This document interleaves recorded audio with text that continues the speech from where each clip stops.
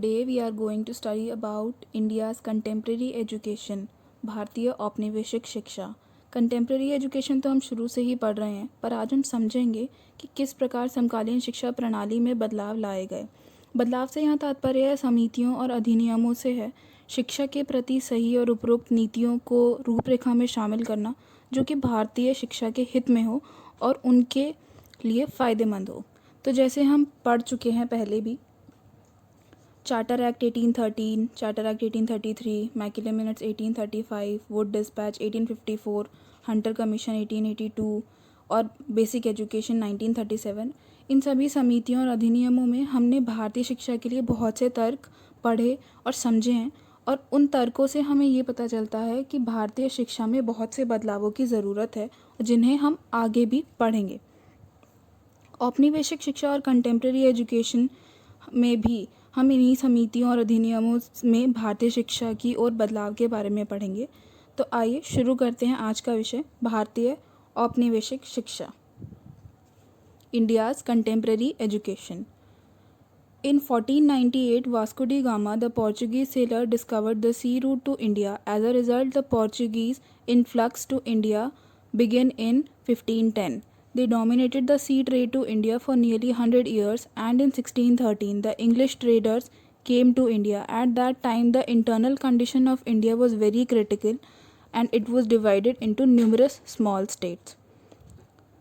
1498 में Vasco D gamma, जो कि एक पोर्चुगीज़ सेलर नाविक थे, उन्होंने भारत तक पहुंचने के लिए समुद्री मार्ग की खोज की। परिणामस्वरूप भारत में पुर्तगालियों का प्रवेश 1510 में आरंभ हुआ और लगभग 100 वर्षों तक पुर्तगालियों ने भारत में समुद्री व्यापार पर राज किया। 1613 में अंग्रेज़ी व्यापारी भी भारत आ गए और उस समय भारत की आंतरिक स्थिति बहुत ही गंभीर थी और भारत को कई छोटे छोटे राज्यों में विभाजित कर दिया गया था। From 1200 to 1700, the Muslim rulers and Islam dominated the country, but thereafter a new era began, which the historians termed as the modern period. The period was then divided into two sub-periods: British period 1700 to 1947 and post-independence period 1947 onwards. From the point of view of education, British period is again divided into two phases: East India Company period 1700 to 1857 and British period 1858 to 1947. 1200 से 1700 तक मुस्लिम शासक और इस्लाम देश पर हावी रहे और उन्हीं का राज हमारे देश पर रहा। लेकिन एक नए युग की शुरुआत हुई और इतिहासकारों ने उस युग को आधुनिक युग का नाम दिया।